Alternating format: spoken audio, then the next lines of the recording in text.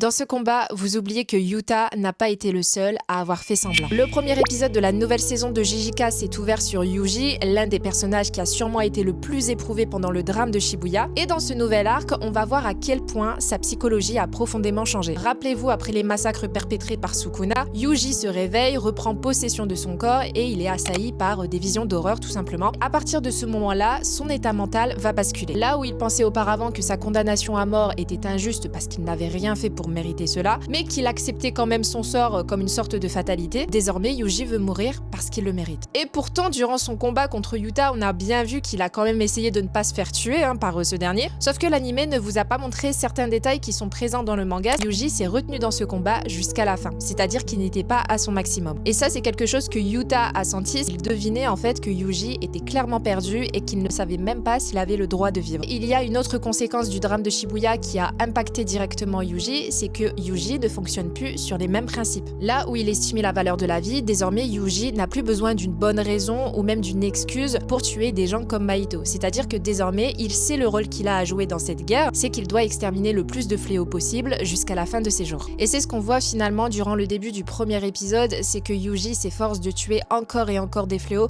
comme s'il voulait un petit peu se racheter par rapport aux meurtres qui ont été commis par Sukuna.